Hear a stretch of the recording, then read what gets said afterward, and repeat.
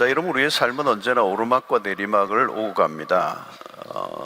오르막이 있고 내리막이 있고 이런 거죠. 그죠? 지금 어떤 분은 오르막이신 분도 있을 거고, 어떤 분은 내리막일 분도 있고, 또 어떤 분은 한참 계속 내리막인 분도 있고, 또 어떤 분은 좀 내리막에서 약간 이제 오르막이 시작된 분도 계시고, 지금 한참 오르막으로 막 신나게 가시는 분들 계실 거예요. 우리 인생은 형통할 때도 있지만 형통과 거리가 멀 때가 많이 있어요. 우리는 건강하게 살아가고 싶지만 건강한 게 정상이라고 생각을 하는데 그렇지도 않아요, 여러분. 성공하고 형통하는 게 정상이라고 생각하는 경우가 많은데 우리 인생은 그렇지 않습니다. 물론 우리는 실패를 생각하고 시작하는 사람은 없어요. 무엇이든지 잘 되리라고 생각하고 건강하고 형통하고 뭐 계획한 대로 다 되고 꿈꾼 대로 다 되면 참 좋은데 그건 꿈이에요, 꿈. 네. 내 인생에 실패란 없다, 그런 건 없어요. 나폴레옹은 그런 얘기를 했어요. 나의 사전에 뭐 실패는 없다. 약간 장밋빛 꿈을 꾸는데 실제 우리의 삶으로 들어가면 그렇지 않다는 거. 여러분 모두가 다 건강하지 않습니다. 그죠? 지금 건강하신 분도요, 지금 건강한 거예요. 저는 아팠던 적도 있고 또 앞으로 아플 수도 있어요. 생로병사라고 그러잖아요. 안 아플 재간이 없어요, 사실은. 어떤 형태로든 우리에는 연약함이 있거든요. 이 지상을 살아가는 동안에 질병이 있고요. 이 토마스 모라는 사람이 유토피아라는 단어를 만들었어요. 그죠? 유토피아. 이 이 세상에 이 낙원이 존재하는가. 근데 이 유토피아라는 책에서 이 토마스 모어가 주장한 것은 이 세상에는 존재하지 않는다, 낙원이. 그거를 알리기 위해서 이 책을 썼다고 그래요. 유토피아와 같은 세상의 길을 갈망하지만 그건 갈망이지 이 세상은 낙원이 아니라는 것입니다. 오히려 여러분, 우리가 이 세상을 보면 성공한 사람보다 실패한 사람들이 훨씬 더 많습니다. 성공보다 실패가 훨씬 더 많아요. 그러니까 실패가 오히려 정상이에요. 예. 건강한 사람을 보십시오. 예. 근데 여러분, 건강보다 아픈 것이 일상인 삶을 살아가는 분들도 굉장히 많습니다. 한국의 대학 종합병원이 얼마나 많습니까? 거기 가보세요, 여러분. 꽉꽉 차 있습니다. 예.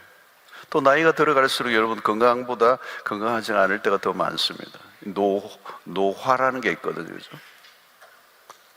또 여러분, 상처가 없는 사람들이 없습니다. 뭐 겉모양이 아니고 우리의 마음을 보면 상처가 없는 사람이 없습니다. 살면서 상처 한 번도 받아본 적이 없다, 그런 사람은 없어요. 뭐 어떤 형태로든 상처가 있습니다. 마음의 깊은 상처들. 예, 그래서 겉으로는 성공의 자리에 있는 것 같고 겉으로는 뭐 아무 문제가 없는 것 같아 보여도 그렇지 않아요. 그래서 오늘 이 밤에 여러분 철야에 나오신 분들도 사실은 그죠? 우리의 삶에 아픔이 있고 연약함이 있고 상처가 있고 실패가 있고 좌절과 낙심과 절망 뭐 이런 등등의 것들을 안고 있기 때문에 여기 오신 거죠. 나 아무 문제 없는데 심심해서 나왔다, 이런 그런 건 없을 거예요. 자, 우리는 이 실패가 사실 성공보다 더 많음에도 불구하고 실패를 받아들이는 걸 매우 힘들어해요. 예. 건강을 유지하는 게 쉽지 않아요. 근데 우리가 아프면 그 아픈 걸 받아들이는 걸 굉장히 힘들어하는 거죠. 여러분, 세상을 보면 세상은 고통의 바다예요. 고통의 바다. 고해라고 그러잖아요. 고해. 고통의 바다다. 어디를 가나 고통을 겪는 사람들이 넘쳐나요.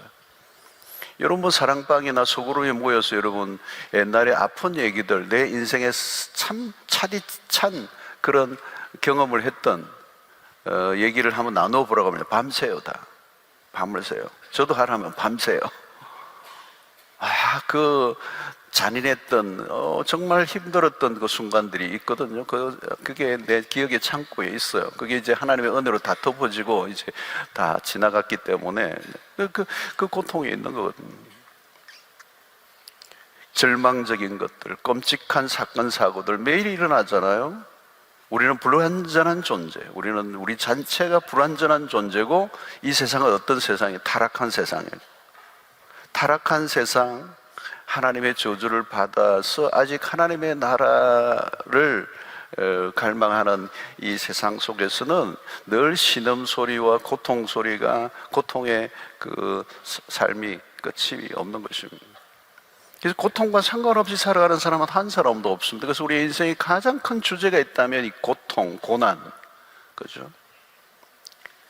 통증의 강도가 다른 거죠. 그 고통의 그 어떤 깊이가 다를 뿐이지 다 겪고 있는 거죠. 여러분, 이 세상에는 우리가 이해할 수 없는 고통으로도 가득합니다. 고통은 느닷없이 다가오니까 이해할 수 없는 고통으로. 지난 주간에도 우리 어린아이 10살짜리 우리 아이인데, 어느 개척교회 아이인데 10살짜리 개척교회에서 그 사모님이 떡볶이 해가지고 애를 나눠줬는데 10살짜리 여자아이인데 떡볶이 먹다가 걸렸어요. 그리고 응급처치를 못하고 그냥 갔어요. 네. 그건 느닷없이 오는 거예요. 왜 그런 일이 일어나는지 우리가 알 길이 없어요.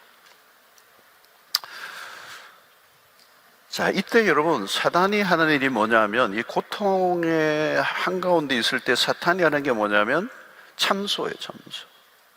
우리가 실패하거나 건강하지 않을 때 사탄이 속삭이는 게 있어요. 이게 위험한 거죠, 그죠? 고통 자체보다 고통 속에 있을 때 사탄이 다가와요. 와서 뭐라고 속삭여요? 하나님이 너를 사랑하지 않아. 하나님이 사랑하신다면 어떻게 너가 그렇게 고통 속에 있도록 내버려 두겠어? 하나님은 너에게 관심이 없어. 하나님의 사랑에 대한, 하나님의 존재에 대한 의심을 하게 하는 겁니다. 이렇게 하면 세계 1차, 2차 세계대전이 지나고 난 다음에 온 세상 가운데 많은, 특별히 서구 쪽에 기독교 국가 속에 있던 사람들이 신은 과연 존재하는가? 하나님은 어디에 있는가라고 하는 이 질문을 던졌죠. 하나님에 대한 의심, 하나님의 사랑에 대한 의심을 하게 하는 것. 하나님이 살아계신다면 왜 행동하지 않는가? 자, 마귀의 이런 속삭임은 매우 설득력이 있어요. 특별히 고통의 순간에 있을 때, 실패했을 때, 어려움 속에 빠져 있을 때 마귀가 들려주는 이 말은 굉장히 설득력이 있습니다. 그래서 많은 사람들이 고난 속에서 어떻게 해요? 하나님을 비난합니다. 하나님에 대해서 저주하고 하나님에 대해서 욕을 하고 하나님을 떠나버리는 거예요. 그런데 여러분, 우리가 고통 속에 있을 때 마귀의 소리에 귀를 기울여야 되는 게 아니고, 고통 속에 있을 때 우리가 귀를 기울여야 하는 것은 하나님의 말씀입니다. 그때 하나님의 말씀에 귀를 기울여야 돼요. 그런데 우리는 그 고통 속에 있을 때 마귀의 소리에 귀를 더 기울일 때가 있어요. 그러면 이제 그 고통 속에서 일어날 수 없는 것입니다. 자, 오늘 본문에서 베드로는 독특한 표현을 쓰고 있어요. 12절에 사랑하는 자들아, 너희를 연단하려고 오는 불시험을 이상한 일 당하는 것 같이 이상히 여기지 말라. 이 불시험이라는 것은 혹독한 고통을 말하는 거거든요. 그런데 그런 혹독한 시련을 이상한 일 당하는 것 같이 여기지 말라는 거예요. 여러분, 예기치 않게 찾아오는 고난이 있습니다. 그때 사람들이 당황을 해요. 왜 나에게 이런 시련이 다가오는가? 왜 나에게? 우리가 이 고난에 대한 설교를 참 많이 들었잖아요. 근데 이러면 막상 우리가 이 고난에 내가 처해 있으면 이 이성적인 이게 작동이 잘 안 돼요. 나는 신앙생활을 한다고 나름 애써왔는데 왜 이런 일이 일어났는가? 그러니까 우리는 형통한 삶을 꿈을 꾸는 것입니다. 그게 기본적인 생각이에요. 그래서 우리의 기본적인 생각 가운데 하나가 뭐냐면, 예수를 믿으면 신앙생활을 열심히 하면 잘 풀릴 것이라고 하는 기대를 가지고 있어요. 그런데 그런 기대가 깨어져 버리는 거죠. 그때 우리는 혼란 속에 빠집니다. 그리고 시험에 들어요. 그리고 하나님에게 따지고 싶어지는 거예요. 자, 그런데 베드로는 전혀 다른 얘기를 하는 거죠. 불시험 당하는 것을 이상한 일 당하는 것 같이 이상히 여기지 말라. 다르게 표현하면 뭐예요? 그거를 이상하게 여기지 말고 당연하게 여기라. 이상한 일이 아니다. 정상이다. 그것을 이상하게 여기는 게 이상한 거다. 왜 나에게는 그런 일이 일어나면 안 된다고 생각하는가? 관점의 문제라는 거죠. 그래서 접근 방식이 매우 중요합니다. 접근 방식이 잘못되어 있으면 꼬이게 되죠. 여러분, 상황은 언제나 변할 수 있습니다. 그러나 상황에 대한 반응하는 방식은 우리가 정할 수가 있습니다. 복음은 우리가 고난을 긍정적으로 바라보도록 이끌어줍니다. 고난에 대한 바른 관점을 가지게 하는 것입니다. 이 고난은 이상한 일이 아니다. 지극히 정상적인 일이다. 예수를 잘 믿어도 병에 걸릴 수 있어요. 신앙생활을 잘 하는 사람에게도 사업에 실패가 있을 수가 있어요. 각종 시련이 얼마든지 찾아올 수 있습니다. 우리가 예수를 믿는다고 고난이 피해가지 않습니다. 신자도 병들고, 신자도 늙고, 신자도 죽습니다. 신자도 실패합니다. 신자는 사기를 안 당합니까? 당합니다. 신자도 시험에 떨어집니다. 암에 걸립니다. 신자도. 신자면 딱 수영록에 등록하는 순간부터 암에 안 걸린다고 하면 얼마나 대단한 일이 일어나겠어. 우리라고 예외가 아니라는 걸 기억해야 돼요. 당연하다는 거, 이상히 여기지 말라는 거. 우리에게는 고난이 없을 것이라고 하는 그 관점 자체를 바꾸라는 거예요. 나에게 왜 그런 일이?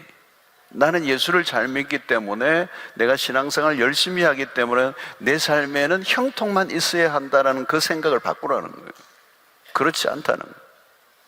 그리스도인에게도 고난이 찾아온다는 거예요.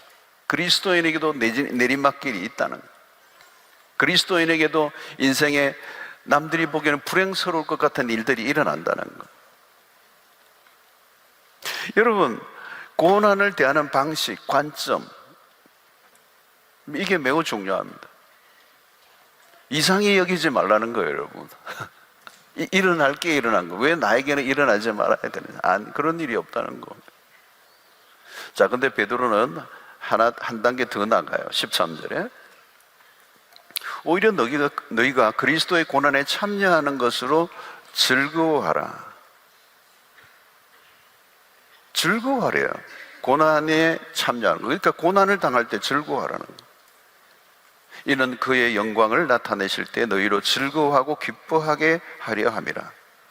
지금 고난에 대한 얘기를 하면서 지금 기쁨과 즐거움에 관한 얘기를 계속 끌어오고 있는 거예요. 이상히 여기지 않는 정도가 아니라 고난을 즐거워하라. 이 정도면 여러분 자학증 환자처럼 보여요. 어떻게 고난을 즐거워할 수가 있는가? 말도 안 된다는 얘기 아니에요, 여러분? 이게 가능한 일인가? 와닿지 않잖아요. 여러분, 성경을 읽으면서 그냥 씩 하고 읽을 수는 있지만 이게 자세히 들여다보면 이게 말이 안 되는 거거든요. 그리스도의 고난에 참여하는 것을 즐거워하는. 고난을 당하고 있는데 되게 즐거워해요, 여러분. 그건 자학이에요, 자학. 불같은 시험이에요. 그것도 불같은 시련이 닥쳤는데 즐거워하다니, 아무리 양보를 해도 이거는 아닌 거죠. 그렇게 반응하는 사람이 있다면 그 위선이지.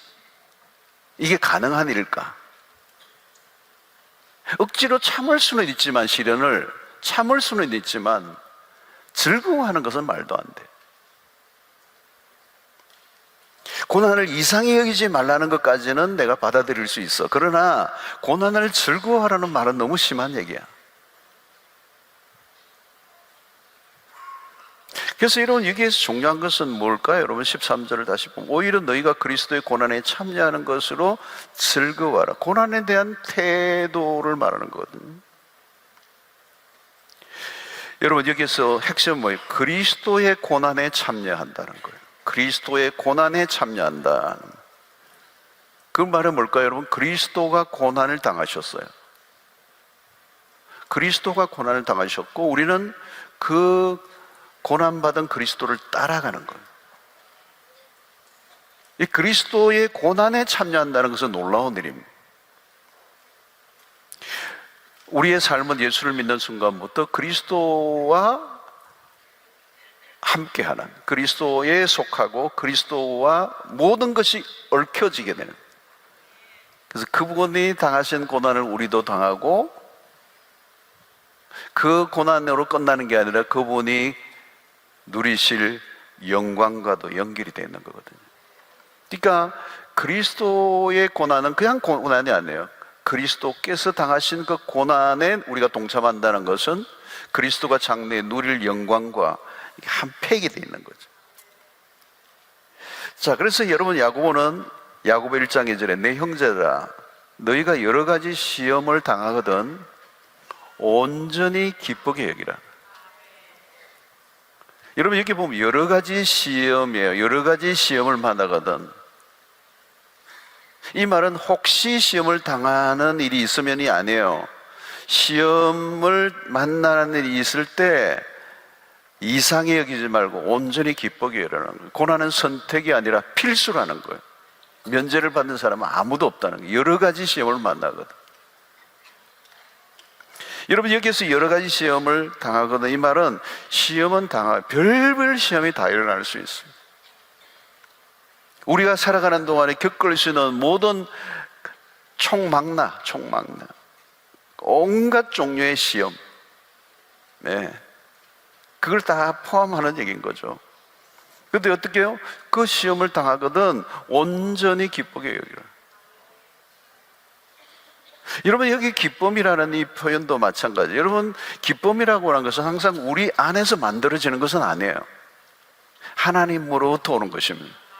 하나님 안에서 누리는 만족감이에요.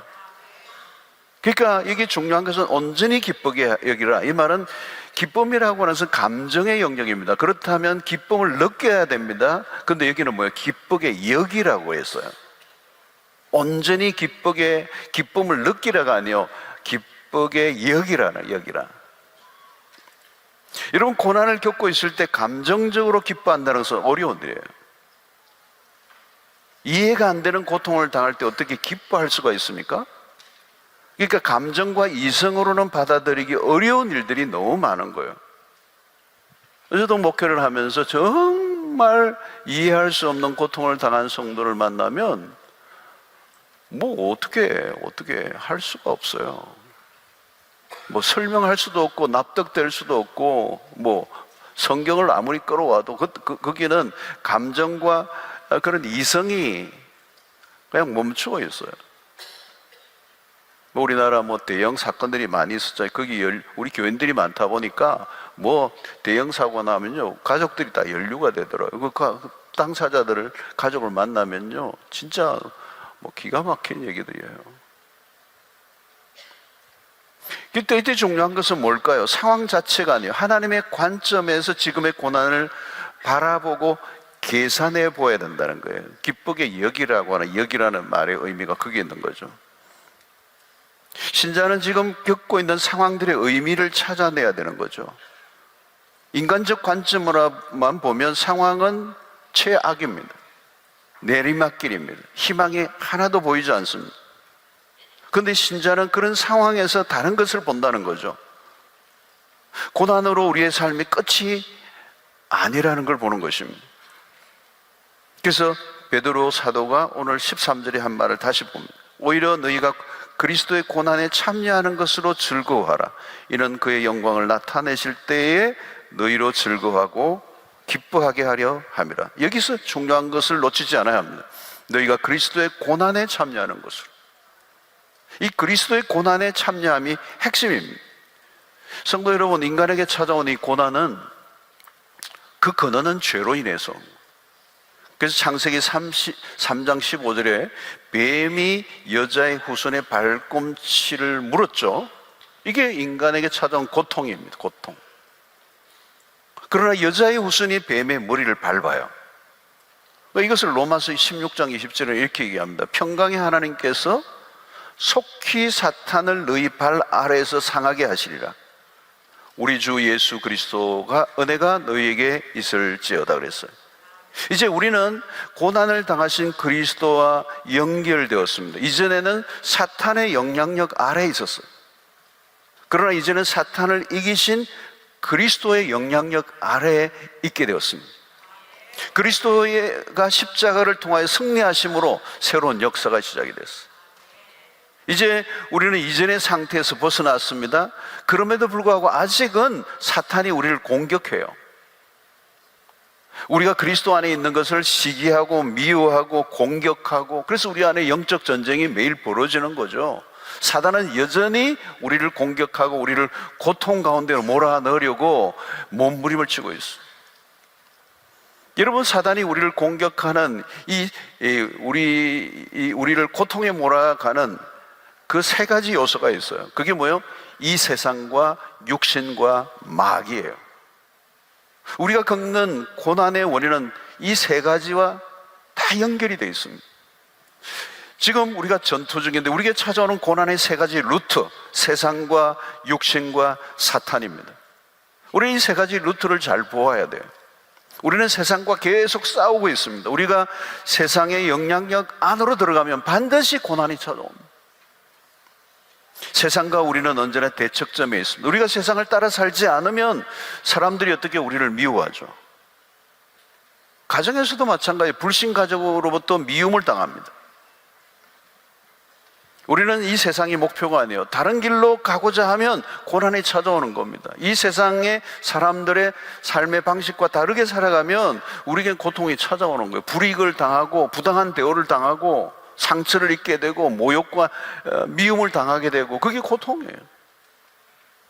내가 그리스도인으로 살아갈 때 이 세상 속에서 받는 그 고난, 그게 그리스도와 함께 겪는 고난이에요. 우리가 육신적으로 따라 살고자 할 때 우리에게 찾아오는 고난이 있습니다. 육체의 소욕을 따라 살면 반드시 고난이 찾아옵니다. 죄의 유혹이 얼마나 달콤합니까? 그러나 그 끝은 매우 쓰잖아요. 죄는 우리의 삶을 망가뜨립니다. 죄의 유혹에 끌려다니면 몸과 마음을 완전히 망가뜨려 버립니다. 여러분, 이런 알코올이나 마약이나 중독이 그런 거잖아요. 여러분, 그게 끌려가면 완전히 그냥 망쳐버립니다. 욕심을 따라 살다 보면 삶이 무너지지 않을 수가 없습니다. 욕심이 잉태한 적 죄를 낳고, 죄가 장성한 적 사망을 낳는다는 거. 작은 죄로부터 출발했는데 그게 결국은 어떻게 해요? 점점 자라서 사망에 이르게 되는 거예요. 작은 욕심. 근데 그 욕심에 끌려서 우리의 삶이 고통으로 몰아가는 경우가 얼마나 많습니까? 죄를 안고 살면 그 죄의 문제를 처리하기 전에는 우리의 삶의 고통은 계속되는 거예요. 마귀와의 전쟁도 마찬가지입니다. 마귀는 우리에게 계속적으로 상처를 입히는 겁니다. 지금도. 치명적인 상처를 줄 수는 없지만 우리에게 상당히 국지적인 그런 고통을 주는 겁니다. 그리스도가 마귀로부터 상처를 입으셨습니다. 주님의 십자가의 고난을 그대로 감당하신 것은 마귀의 공격이었죠. 여러분, 마귀는 실제합니다. 욥기서가 그렇잖아요. 욥의 인생에 가혹한 고통을 겪게 만들었던 주 요인이 마귀였어요. 마귀는 지금도 세상에 고통을 가하는 실체입니다, 여러분. 우리가 그리스도를 따라가는 동안에, 그리스도인으로 살아가는 동안에 마귀의 공격을 받게 돼 있어요. 이게 우리가 겪고 있는 고난의 실체들이래요. 어떤 형태로든 고난은 불가피합니다. 우리가 세상을 살아가는 동안에 계속적인 상처를 입습니다. 그러나 계속 상처만 입고 살지는 않아요. 그리스도를 따르면서 그분의 이름의 능력으로 사단의 머리를 짓밟을 수 있도록 주님이 우리와 함께 하시기 때문에. 그리고 지금은 때로는 사단의 공격을 받기도 하지만 마침내 우리는 승리할 것을 성경은 약속하고 있는 것입니다. 그러므로 오늘 이 성경에서 말씀하는 즐거워한다는 말은, 고난 가운데, 그리스도 고난을 가운데 즐거워한다는 말은 중요한 우리가 관심을 가져야 되는 그 고난 자체가 아니라는 거죠. 그 고난을 통하여 주어질 영광을 바라보는 자들이 누리는 기쁨을 말하는 것입니다. 여러분, 세상에는 의미 없는 고난이 너무 많아요. 그냥 고난으로 끝이 나요. 여러분, 이 세상에 사람들의 살아가는 삶의 모습들입니다. 오늘 이 땅에 살아가는 모든 삶의 모습들은 고난을 당할 뿐만 아니라 그 고난이 방향도 없고 의미도 없고 그 안타까운 고난에 파묻혀서 그냥 그것으로 끝나버리는 거예요. 근데 여러분, 우리에게 달라진 것은 뭘까요? 우리에게는 헛된 고난이 없다는 거예요. 인류가 죄로 인하여 찾아온 이 고난을 극복할 수 없고 그 고난으로 인하여 저주 아래 살아가는 인생일 수밖에 없는데, 우리가 그리스도 안에 온 이후부터는 우리에게 찾아오는 고난 가운데 그 고난이 헛되지 않다는 거예요. 고통의 뜻이 있다고 하는 것처럼 고난을 통해서 많은 일들을 일으키시는 거예요. 그리스도인이 고난을 따라 살아야 될 이유가 여기에 있는 거죠. 그래서 왜 고난을 당할 때 즐거워할 수밖에 없는가? 13절을 다시 보겠습니다. 오히려 너희가 그리스도의 고난에 참여하는 것으로 즐거워하라. 이는 그의 영광을 나타내실 때에 너희로 즐거워하고 기뻐하게 하려 함이라 그랬어요. 여기 핵심이 그의 영광을 나타내실 때. 이 말은 뭐냐면 우리의 고난은 그 고난 자체로 끝나지 않는다는 거예요. 그리스도의 고난에 참여하는 자들, 그 그리스도의 고난에 참여한 자들은 그 고난이 무의미하지 않다는 거예요. 그냥 고난을 당하는 게 아니고 우리가 그리스도를 따라감으로 인하여 찾아오는 고난이기 때문에 그 고난은 의미가 있고 그 고난의 끝에 반드시 하나님의 약속이 뭐냐? 그의 영광을 나타내신다는 거예요. 가끔 여러분, 의미를 찾아내기 어려운 고난을 당할 때가 있어요. 그러니까 어떤 분은 자기가 스스로 자초한 고난을 그리스도와 함께하는 고난으로 착각해서는 안 돼요. 어떤 분은 교회 오면서 과속하다가 탁 단속에 걸려서 벌금을 내고는 그냥 본인이 과속해놓고 주님 내게 이렇게 시련을 주십니까? 이러고 하면 안 되죠, 여러분. 자신이 몸을 돌보지 않고 막 다루다가 병이 났어요. 자신의 실수로 인해 찾아온 고통을 왜곡시켜서는 안 돼요. 여기에 말하는 것은 그리스도와 함께 하는 고난. 여러분, 그리스도께서 왜 십자가에 죽으셨습니까? 우리의 죄와 실수와 허물을 위해 죽으셨어요. 우리가 그리스도를 위해 언제 고난을 당하는 것입니까? 죄와 사탄과 세상과 싸울 때 찾아올 수 있는 고난이에요. 그 고난이 우리에게 주는 유익이 뭘까요? 우리가 그리스도를 따라갈 때 세상과 싸우고 마귀와 싸우고 육신과 싸우며 그리스도인으로서 살아갈 때 찾아오는 이 고난을 당하는 것은 우리에게 너무도 유익한 것이고 의미가 있는 거라는 거예요. 장차 하나님의 영광에 동참하게 하는 의미 있는 고난이에요. 의미. 그 고난은 우리를 정결하게 합니다. 그 고난은 우리 안에 있는 죄들, 남아있는 죄들을 제거합니다. 불순물을 제거합니다. 우리의 죄의 잔성들을, 여러분, 우리에 있는 죄의 잔성들이 쉽게 사라지지 않습니다. 우리 안에 있는 죄의 습관들이 얼마나 끈질기게 우리의 삶을 얽어매고 있는지 몰라요. 그런데 그런 것들을 내가 스스로 내려놓지 않습니다. 우리의 외적인 만족과 쾌락을 추구하고 안락한 삶을 살고자 하는 그런 마귀가 공격하기 좋은 상태의 삶을 우리는 버리지 못하고 살아갈 때가 많단 말이죠. 그런데 그리스도 안에서 당하는 고난을 통하여 그런 것들을 깔끔하게 처리해 주시는 거죠. 사랑하는 성도 여러분, 우리가 고난을 당할 때 우리의 영혼의 찌꺼기들이 막 올라와요. 문제가 막 터지면 영혼의 밑바닥에서부터 막 숨어있던 것들이 막 다 드러나요. 숨김없이 다 우리의 연약함들이, 죄들이 노출되기 시작합니다. 우리의 모습, 진짜 모습이 드러나는 거죠. 여러분, 내가 그런 것들은 숨겨져 있으면요, 나도 모르고요, 남도 속이고요, 드러나지 않으면 변화도 일어나지 않아요. 그래서 여러분, 우리가 편안할 때는요, 우리 안에 하나님의 말씀들을 진정으로 깨닫고 배우는 일에 매우 우리는 무디어요. 그래서 편안할 때보다 고난할 때 훨씬 더 많은 것을 우리는 깨닫게 됩니다. 시편 119편 71절을 보면 이 구절이 얼마나 놀라요. 고난당한 것이 내게 유익이라. 이로 말미암아 내가 주의 율례를 배우게 되었나이다 그랬어요. 여러분, 고난당하는 게 내게 유익이라는 말을 세상에서 어떻게 들을 수가 있겠습니까, 여러분? 고난당하는 게 유익이라고 할 사람이 몇 명이나 되겠어요? 대개는 고통을 받는 동안에 고통을 통한 유익을 발견하지 못합니다. 근데 여러분, 우리가 진정으로 그리스도 안에 있으면 고난을 당할 때, 여러분, 고난을 당하면 질문이 생겨요. 평소에는 가볍게 그냥 지나쳤던 문제들에 대해서 질문이 생기는 거예요. 고난이 찾아오면 질문이 생기고요. 그 질문이 깊어지면 그 말씀 속에서 답을 찾게 돼요. 그때 깨닫는 것은 평소에 깨닫는 것과 차이가 있습니다. 그 고난 속에서 질문을 던지고 말씀을 통하여 받았던 답은 그냥 배운다기보다 터득하는 것이고 머리에 새겨진다기보다는 온몸에 새겨지는 진리가 돼요. 고난을 통해서만 터득할 수 있는 진리가 있습니다. 그 고통을 통해서 우리의 삶에 어그러져 있던, 어긋나 있던 것들을 바로 잡아주는, 우리의 죄와 허물로 인하여 빼앗겼던 그 복을 다시 되찾게 되는 놀라운 은혜를 누리게 돼요. 이 고난당하는 게 내게 유익이라.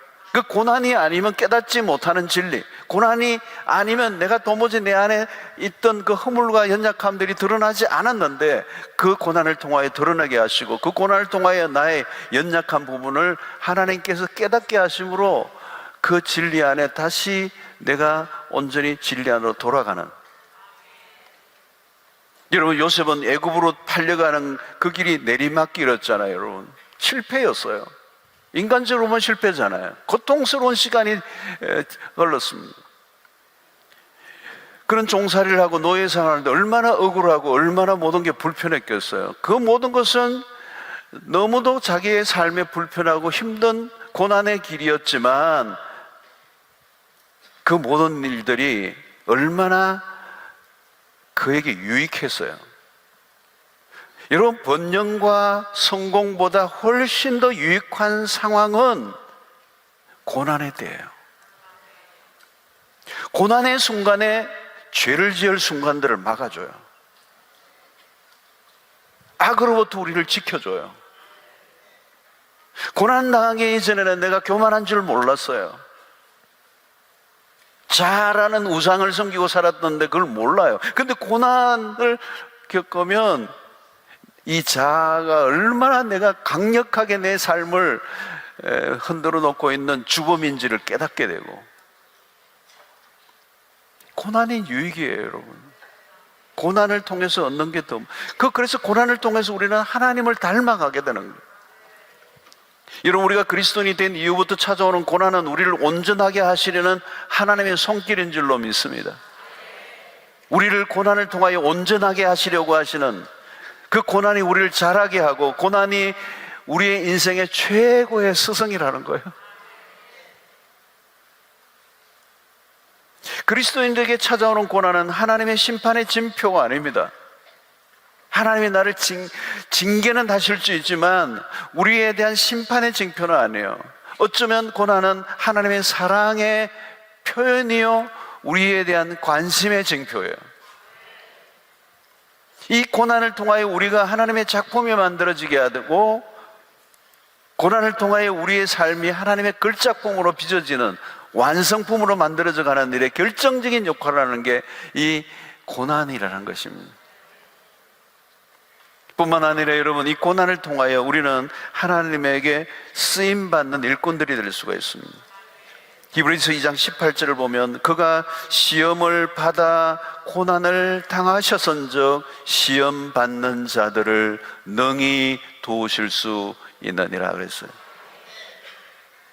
그리스도께서 고난을 받으신 것은 시험 받는 자들을 도우시기 위해서라는 거예요. 여러분, 우리도 마찬가지로 내가 당한 고난을 통하여 연약한 자를 돕기 원하시는 겁니다. 그래서 그리스도 안에서 우리의 고난은, 우리가 찾아오는 고난은 이제 우리를 불행하게 할 뿐만 하는 정도가 아니라 그 고난을 기쁘게 감당할 뿐만 아니라 그 고난을 통하여 우리를 완성하게 가시고 하나님을 나를 온전하게 하심으로 내가 겪었던 그 시험을 통하여 다른 사람을 도와주기 원하시는 하나님의 뜻이 숨어 있다는 거예요. 주님이 시험을 받으시고 고난을 당하셨어요.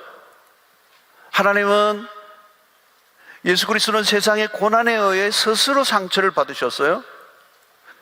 고난을 받으실 이유가 없는 분입니다. 그런데 우리의 고통 때문에 상처를 받기로 결단하셨습니다. 여러분, 십자가가 무엇입니까? 고난의 세상에서 하나님이 우리와 결속되어 있음을 보여주는 거죠. 주님은 고난의 세상 안으로 들어오셨어요. 그리고 우리의 고통과 슬픔을 나누신 분이십니다.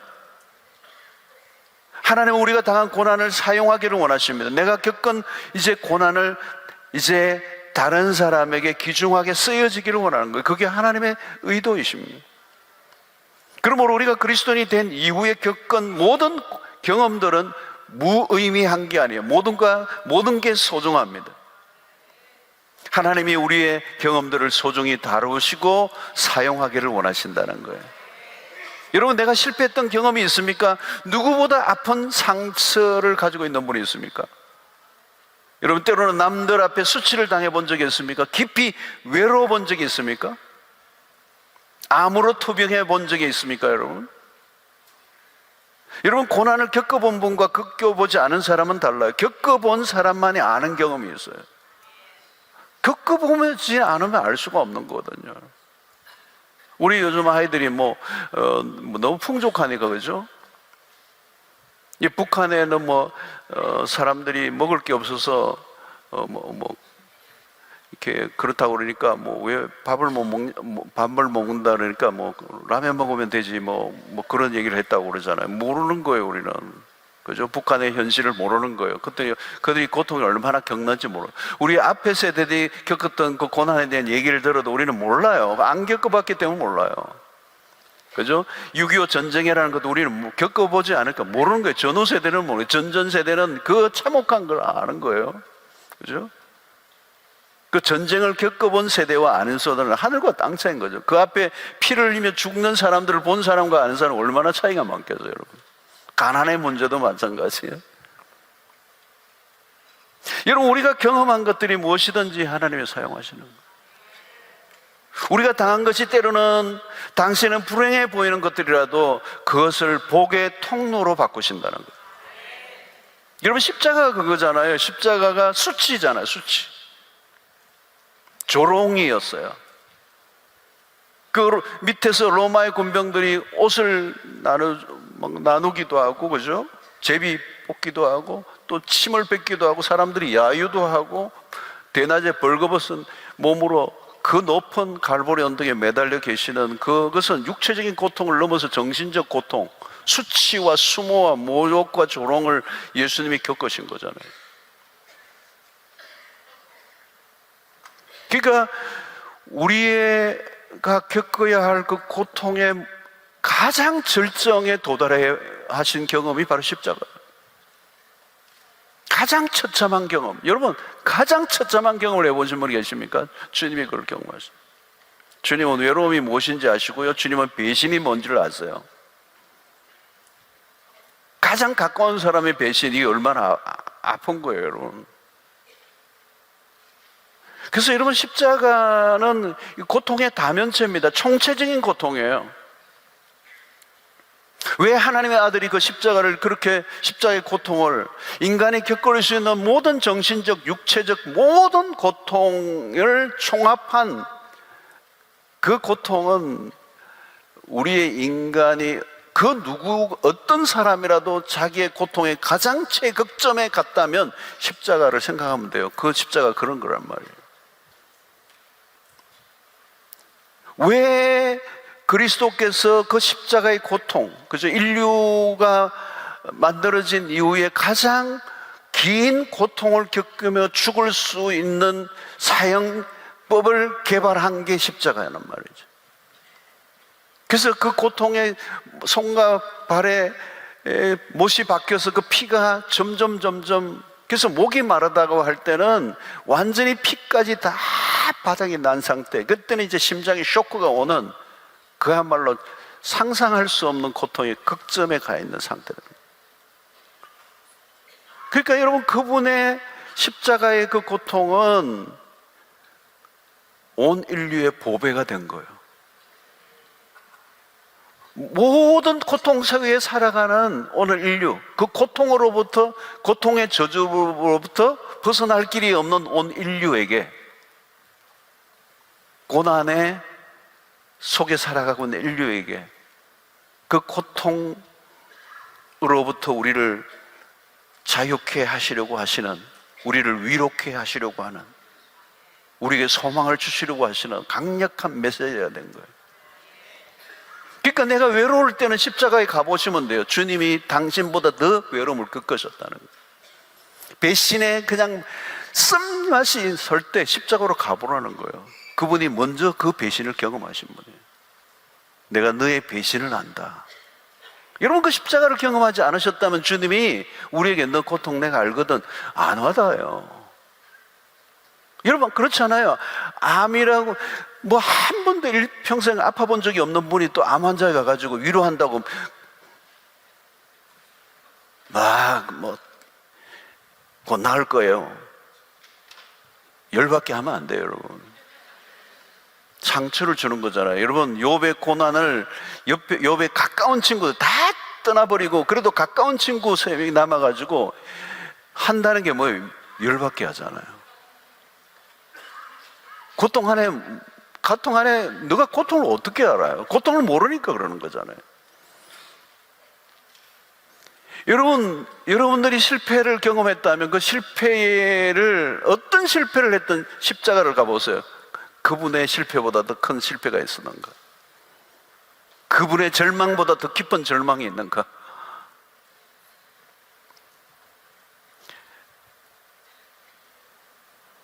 그래서 여러분, 복음을 만나면 우리의 고난은 재해석된다는 거예요.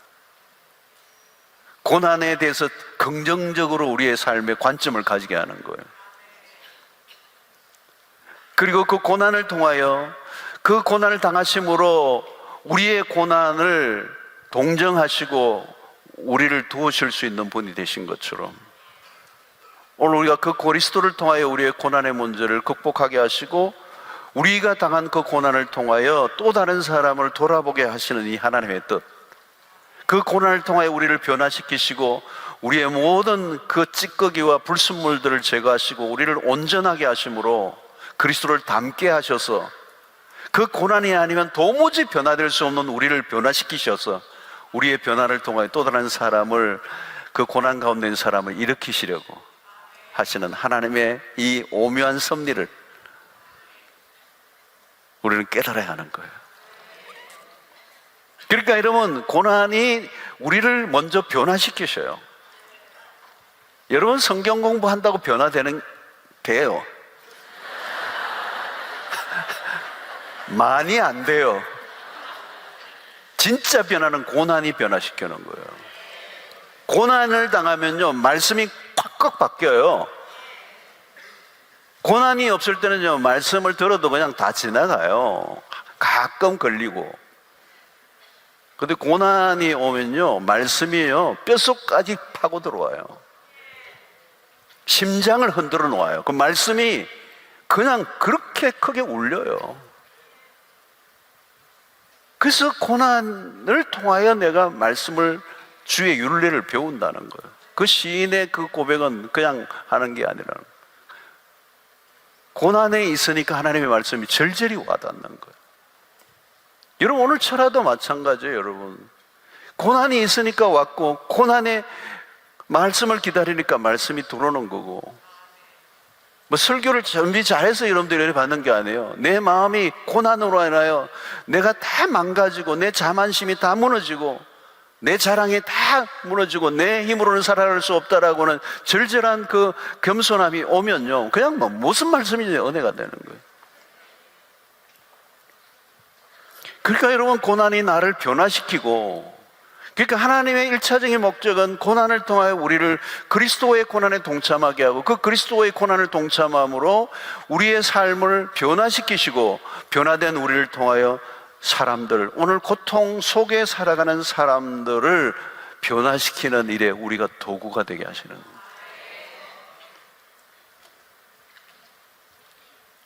그리스도가 죽으심으로 죄로 인해 찾아온 인간의 고난의 뿌리를 제거하셨어요. 십자가의 죽음을 통하여 죄와 사망의 권세를 무너뜨리셨어요. 우리의 모든 저주를 걷어내시고 우리의 모든 절망을 극복하게 하셨어요. 그래서 승리하신 그리스도를 우리가 따라가게 하신 거예요. 고난은 우리의 삶을 파괴하는 것으로 끝나지 않습니다. 그 고난을 통하여 우리를 더욱더 영적으로 자라가게 하시고 그리스도의 사람으로 성숙시켜 주신다는 거예요. 여러분, 만약에 우리가 우리의 성공만 하고 형통만 하고 건강만 한 삶을 산다면요, 그런 것들을 즐거움으로 누린다면 우리는 엉뚱한 길로 가게 돼 있어요. 그릇된 길로 갈 수밖에. 여러분, 형통만 성공만 추구한 사람은 하나님으로부터 멀어지게 돼 있어요. 그게 인간의 역사예요. 진짜 내가 성공하고 있는데도 하나님을 바짝 따라가고 붙들고 있다면 그건 대단한 은혜예요. 대단한 은혜예요. 그럴 수 없어요, 여러분. 조금만 형통하면요, 그냥 우리는 그냥 하나님으로부터 멀어져요. 희한해요, 희한해. 우리 인간이요, 얼마나 빨리 타락하는지 몰라요. 조금만 어려움이 올수면 바짝 엎드려요. 기도도 그냥 안 해요. 그냥 엎드려서 해요. 배도 금식도 저절로 되고요. 또 금식하니까 배가 또 줄어드니까 저절로 엎드려지고요. 그 배가 부르면 이게 잘 안 돼요. 겸손이 안 돼. 엎드리려고 하는데도 이게 나오니까 안 돼. 그리고 기도하다가도 자꾸 다리 꼬게 되고 고개를 뻗어 들고 말이에요.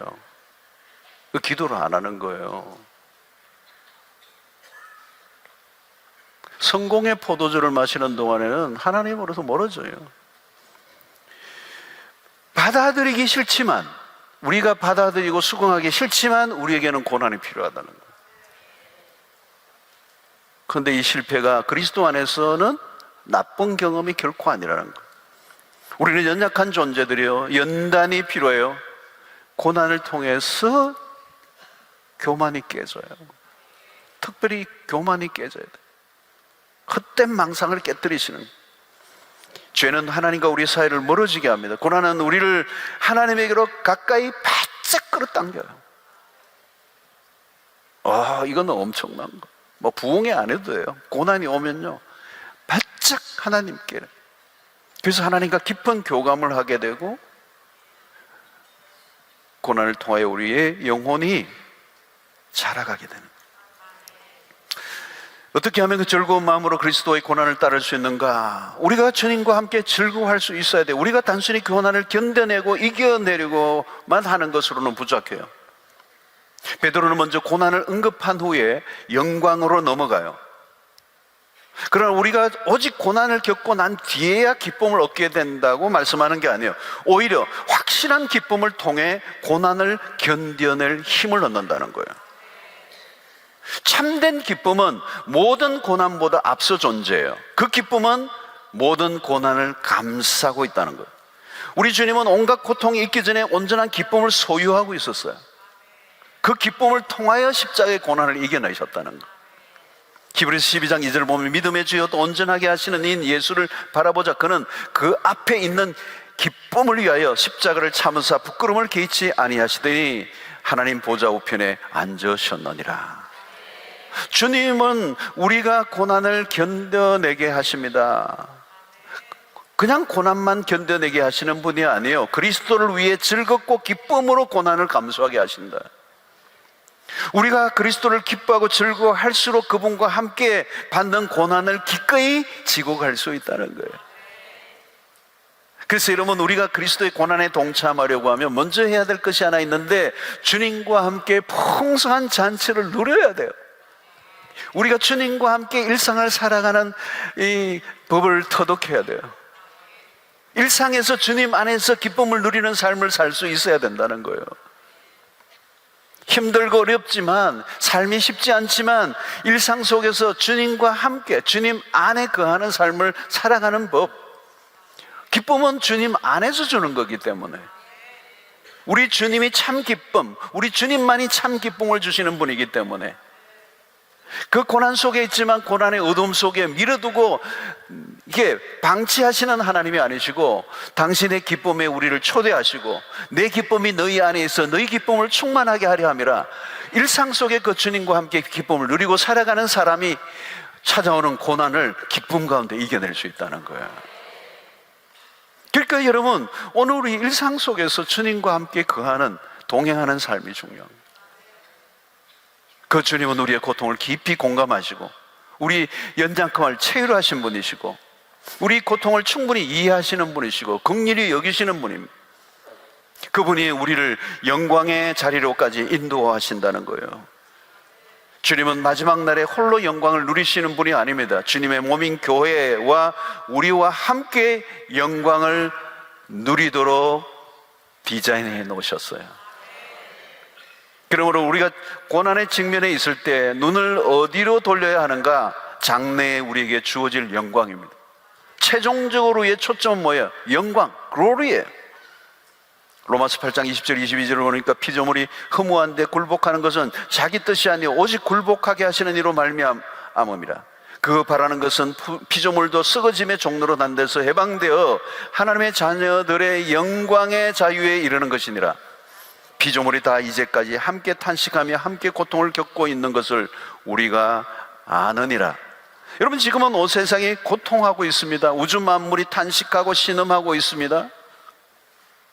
그 안에서 살아가는 우리는 매일 고통과 그 고통을 직면하고 있습니다. 고난을 피할 수가 없어요. 피조물들이 썩어짐의 종로로 가고 있습니다. 모든 것이 망가지고 깨어지고 있습니다. 정상이 아닙니다. 하나님이 아름답게 지으신 세계가 죄로 인하여 모두 썩어짐의 종노릇을 하고 있어요. 아직 우리는 이런 상황에서 완전히 벗어나지 못합니다. 그래서 우리가 소망한 게 뭘까요? 만물을 회복하시는 날, 그날 우리에게 임할 영광의 순간. 고난은 피할 길이 없어요. 그러나 고난을 두려워할 필요가 없다는 거예요. 우리는 고난을 통하여 하나님께 더 가까이 갈 뿐만 아니라 우리가 하나님께 속한 자요 하나님의 자녀라고 하는 것을 더 확실하게 해줄 뿐만 아니라 우리의 그 사람은 쇠하여 가지만 우리의 속 사람은 날로 새로워져 간다는 바울의 고백이. 그래서 우리가 가진 믿음은 이 고난 너머의 세계를 보게 한다는 거예요. 장차 주어질 영광. 그래서 로마서 8장 18절이죠. 생각하건대 현재의 고난은 장차 우리에게 나타날 영광과 비교할 수 없도다 그랬어요. 여러분, 이 영광이라는 단어를 지금 다루려고 하면 또 1시간 더 해야 돼요. 기가 막힌 거예요. 하나님은 우리의 고난을 영광으로 변형시켜 주세요. 광야를 목초지로, 사막을 샘으로, 썩을 것을 썩지 않을 것으로, 약함을 강함으로, 가난함을 부유함으로, 애통을 희락의 면류관으로, 슬픔을 찬송의 옷으로 바꾸어 주시는. 여러분, 우리가 당하는 고난은 결코 헛되지 않아요. 순금같이 나오리라 그랬잖아요. 이 순금은 어디에서 나와요? 뜨거운 용광로에서 나오는 거예요. 생명은 죽음에서 나오는 거예요. 가장 큰 기쁨은 가장 큰 슬픔 이후에 찾아오는 겁니다. 모든 것은 고통의 변형. 십자가에서 부활이 찾아왔습니다. 십자가를 통과하지 않은 영광은 없습니다. 십자가는 고난에 대해 선명한 메시지를 전해주죠.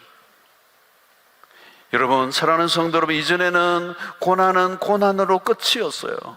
그게 인류가 받은 저주예요. 고난이에요. 그리고 고난으로 끝나는 거예요. 그 고난에 무슨 의미도 없고, 그 고난의 방향도 없고, 그 고난의 목적도 없고. 여러분, 이 세상을 보세요. 여러분, 그냥 일평생 고난이에요. 고통이에요. 절망이에요.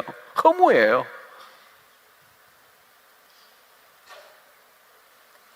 그러나 이제 우리에게는, 우리 그리스도인들에게 주어진 고난은 무의미한 게 하나도 없어요. 여러분들이 그리스도 안에 들어온 순간부터 여러분들이 겪고 있는 어떤 고난도 고통도 의미 없는 게 없어요. 그 고난을 통하여 우리로 하여금 하나님을 붙잡고 놓치지 않게 하세요. 그리스도 안에 있는 고난은 우리를 그리스도를 닮아가게 만들어요. 우리 안에 있는 불순물과 찌꺼기를 다 끌어내시고, 여러분 고난의 통로를 오랫동안 경험한 사람 보세요. 그냥 저절로 겸손해 있어요. 뭐 겸손 앤드류 무레이 책 안 읽어도 돼요. 그 고난이 그냥 온몸에 그냥 만들어져 있어요. 그냥 찌꺼기가 다 제거해요. 그 잔잔한 그 모든 인간의 아집과 교만과 고집과 그 탐욕들을 다 물때를 다 빼버려요. 그리스도를 닮아 변화되어지는 거예요. 갈수록 더 영광스러운 자들로 변화되어져 가는 거예요. 여러분, 하나님의 혹독한 고난이 오면요, 죄 지을 생각도 없어요. 죄 지을 에너지도 없어요. 한 눈도 못 팔게 하세요. 여러분, 고난은 우리를 더 영광스러운 자로 변화시켜 가는 거예요. 우리의 삶이 망가져 가는 게 아니에요. 아름다워져 가는 거예요, 여러분. 여러분, 세상을 보십시오. 그 삶이 나이가 들어가면 갈수록 더 망가져 가는 거예요. 영과 육과 모든 게 다 망가져 가요. 아름답게 변하는 사람은 없어요. 그럴 수가 없어요. 그러나 그리스도 안에서 당하는 고난은 우리를 갈수록 더 아름답게 빚어가시는 거예요. 명작이 되게 하세요. 명작을, 명품이 되게 하시는 거예요. 여러분, 고난을 통해서 하나님이 하시는 일이 너무 많아요. 그래서 우리는 고난을 이제 이상히 여기지 말아야 돼요. 고난을 기쁘게 여기셔야 돼요. 그리고 그 고난의 목적을 아셔야 돼요. 나를 변화시키고 변화된 나를 통하여 또 다른 사람을 변화시키는 일에 우리를 쓰시기를 원하십니다. 고난을 통해서만 이룰 수 있는 것들이 있음을 우리는 깨닫게 되는 거예요. 이전에는 고난 앞에 무릎을 꿇고 절망을 했지만 이제는 기뻐해요. 왜? 그 고난이 주님과 함께하는 고난이기 때문에. 그래서 우리는 고난을 즐거워합니다. 그리고 고난 이후에 주어질 영광을 바라봅니다. 그리스도 안에서 받는 고난이 영광으로 향하고 있다는 걸 잊지 마십시오. 이제 그리스도 바깥에 있었을 때 고난은 저주였어요. 그러나 그리스도 안에서의 고난은 축복 중에 축복이에요.